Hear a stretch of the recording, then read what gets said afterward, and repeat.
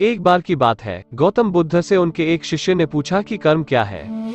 यह सुनकर गौतम बुद्ध मुस्कुराए और बोले, यह समझाने के लिए मैं तुम्हें एक कहानी सुनाता हूँ जिससे तुम समझ जाओगे कि कर्म क्या है। गौतम बुद्ध ने कहानी सुनानी आरंभ की। एक समय की बात है, एक राज्य में एक राजा राज करता था। एक बार वो अपने मंत्री के साथ देश भ्रमण पर निकले। भ्रमण करते करते राजा और मंत्री एक बाजार में पहुंच गए। उस बाजार में राजा का ध्यान एक दुकान पर गया। उस दुकानदार को देखते ही पता नहीं क्यों राजा के मन में यह विचार आया कि मैं कल ही दुकानदार को फांसी की सजा दे दूं। राजा ने यह बात अपने मंत्री को बताई। मंत्री कुछ बोले इससे पहले ही राजा उस दुकान के सामने से आगे निकल गए। यह बात सुन मंत्री बहुत चिंतित हो गया कि राजा के मन में यह बात कहां से आई। वो समझ नहीं पा रहा था कि दुकानदार की गलती क्या है। दुकानदार से बिना कुछ बात किए, बिना मिले, बिना कुछ समझे महाराज ऐसी बात क्यों कर रहे हैं। राजा और मंत्री भ्रमण करने के बाद राजमहल वापस चले गए, किंतु मंत्री को उस रात नींद नहीं आई। सुबह होने के बाद मंत्री एक साधारण प्रजा का रूप बनाकर उस दुकानदार के पास गया और पूछा कि तुम क्या चीज बेचते हो। तो दुकानदार ने उत्तर दिया कि मैं चंदन की लकड़ी बेचता हूँ। फिर मंत्री ने आसपास के लोगों से दुकानदार के बारे में पूछना शुरू किया। सबने जवाब दिया कि दुकानदार किसी से बोलता नहीं है, हमेशा चुपचाप और दुखी रहता है। मंत्री को सारी बात समझ में आ गई। मंत्री फिर उस दुकानदार के पास गया और उससे पूछा कि तुम दुखी और चुपचाप से क्यों रहते हो। दुकानदार ने बताया कि मैं दुखी इसलिए रहता हूँ क्योंकि मेरी दुकान पर लोग तो आते हैं, चंदन की लकड़ी की खुशबू लेते हैं और बोलते हैं कि बहुत अच्छी खुशबू है, पर कोई कभी चंदन की लकड़ी खरीदता नहीं है। मंत्री को भी दुकानदार की बात सुनकर बहुत दुख हुआ। उसने सोचा कि कोई भी दुकानदार दुखी ही होगा जिसका सामान कोई खरीद ना रहा हो और ऐसे ही पड़ा हो, जबकि सामान में कोई कमी भी ना हो।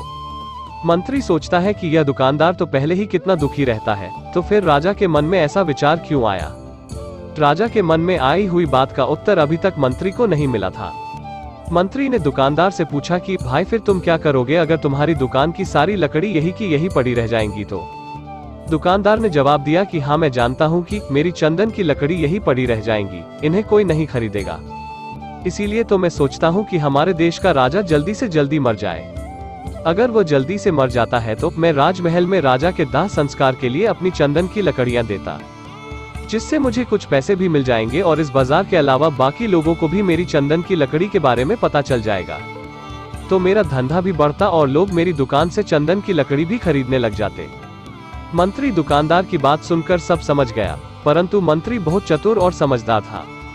उसे एक विचार आया। उसने दुकानदार से कुछ चंदन की लकड़ियां खरीदी, जिससे इस दुकानदार को कुछ पैसे भी मिल गए और वो थोड़ा खुश भी हो गया। मंत्री चंदन की लकड़ियां लेकर वापस राजदरबार चला गया।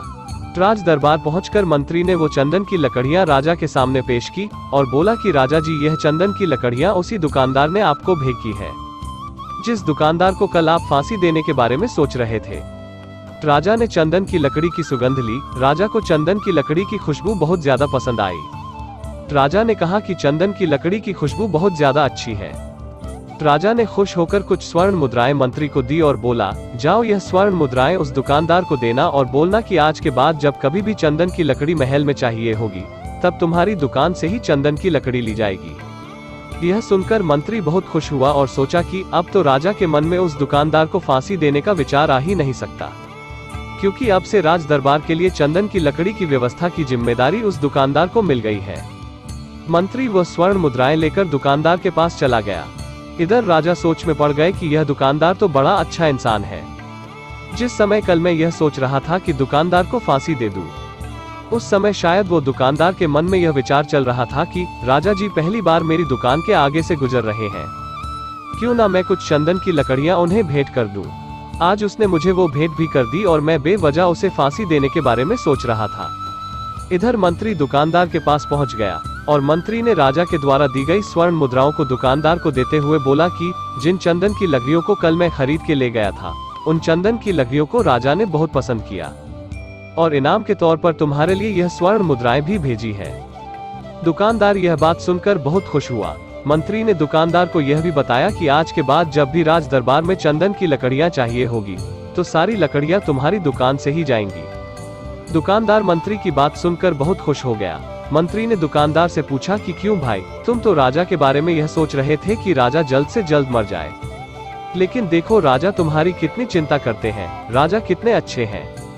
राजा अपनी प्रजा के बारे में कभी गलत नहीं सोचते। दुकानदार मंत्री की बात से सहमत हो गया और बहुत दुखी होकर राजा के प्रति अपने बुरे विचार पर पश्चाताप करने लगा। दुकानदार मंत्री से बोला, मैं कितना गलत सोचता था राजा के बारे में। राजा तो बहुत अच्छे हैं, बड़े ही दयालु राजा है। भगवान करे कि राजा की बहुत लंबी आयु हो। यह बात सुनकर मंत्री भी बहुत खुश हुआ। फिर मंत्री वहां से राजदरबार चला गया। यहीं पर महात्मा गौतम बुद्ध ने अपनी कहानी को समाप्त करते हुए अपने शिष्यों से पूछा कि अब आप ही लोग बताओ कि कर्म क्या है। किसी ने कहा कि कर्म बोले हुए शब्द है, किसी ने कहा कि कर्म सोच है, तो किसी ने कहा कर्म भावना है, आदि। अपने शिष्यों की बात सुनने के बाद महात्मा बुद्ध ने कहा कि कर्म इंसान के विचार है। हमारे विचार जैसे रहेंगे हम वैसे ही कर्म करेंगे, और हमारे द्वारा किए गए कर्म ही हमारे सुख दुख के लिए उत्तरदायी होते हैं। अर्थात अगर हमारे विचार ही गलत हैं तो हमारे द्वारा किए गए कर्म भी गलत ही होंगे और उनका परिणाम भी गलत ही निकलेगा, जिसके परिणाम स्वरूप हम दुखी ही रहेंगे। अगर हम हमारे विचार सही रखेंगे तो हम सही कर्म करेंगे, सही कर्म करेंगे तो फिर सही फल मिलेगा, जिससे हमारे जीवन में सुख आता है। दोस्तों, हम कर्म को थोड़ा आसान भाषा में समझने की कोशिश करते हैं। इस दुनिया में, इस ब्रह्मांड में जो भी काम हो रहा है, जो भी कार्य हो रहा है, वो सब कर्म है।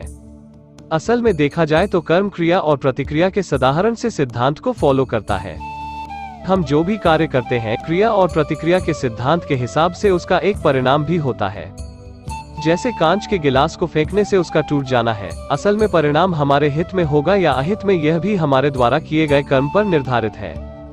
ज्यादातर लोग यह सोचते हैं कि ऊपर आसमान में कोई बैठा है जो निर्णय लेता है कि किसके जीवन में सुख देना है और किसके जीवन में दुख, जबकि यह हमारे कर्म और उनके द्वारा मिलने वाले परिणाम है कि हमारे जीवन में सुख होगा या दुख। इसलिए हमारी भारतीय परंपरा में यह कहा जाता है कि आप अपने भाग्य के निर्माता स्वयं होते हैं।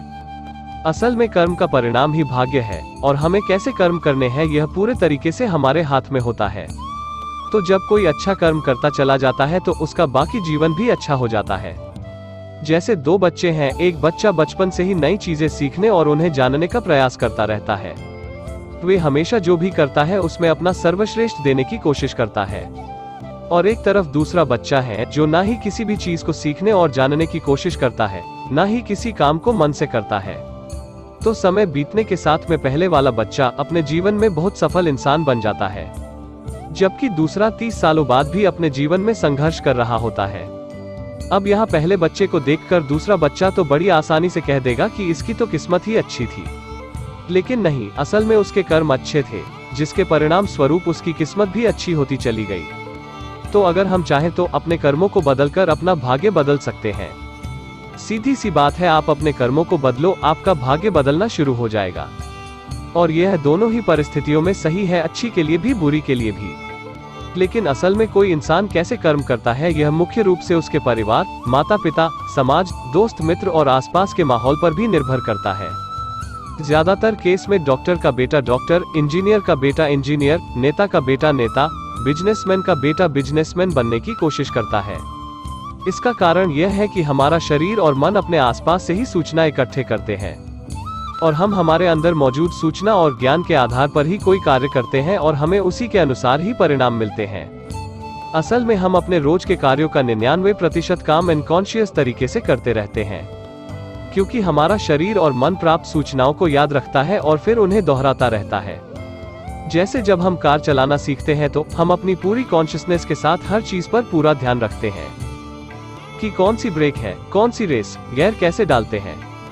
पर कुछ समय बाद हम बात करते हुए या कुछ भी सोचते हुए भी आसानी से कार चला लेते हैं, क्योंकि अब हमारे अंदर कार चलाने की प्रोग्रामिंग हो चुकी है और हम लगभग अपने सारे काम इसी तरीके से करते हैं, बिना किसी जागरूकता के बहुत सारे काम करते चले जाते हैं। क्योंकि हमारे सारे काम बिना किसी जागरूकता के होते हैं, तो उन्हें लगता है कि हमें कोई चला रहा है, जैसे कोई अदृश्य शक्ति हमसे यह सब करवा रही है। असल में हमारे कर्म ही हमारी आदत बन चुके होते हैं। अगर हम अपने ज्यादातर काम जागरूक होकर करने लगते हैं तो हम पाएंगे कि हमारा भाग्य हमारे ही हाथ में है, क्योंकि जागरूकता की वजह से हमारे कर्मों पर हमारा पूरा नियंत्रण हो जाता है। जैसे कि ऊपर की कहानी में गौतम बुद्ध ने कहा था कि हमारे विचार हमारे कर्म है। जागरूकता के अवस्था में हमारे विचारों पर पूरा नियंत्रण हो जाता है। विचारों के नियंत्रण से हम कर्म में नियंत्रण हासिल कर सकते हैं। तो फिर जब हमारे कर्म हमारे हिसाब से होंगे तो उनका परिणाम भी उसी के अनुरूप ही होगा। इसीलिए गौतम बुद्ध ने चित्त के नियंत्रण पर जोर दिया है कि जब किसी इंसान का चित्त उसके नियंत्रण में हो जाएगा तब उसके मन में बुरे विचार ही कैसे आ सकते हैं और फिर वह बुरे कर्म ही कैसे करेगा। इसलिए गौतम बुद्ध का पूरा ज्ञान चित्त की शुद्धता पर जोर देता है।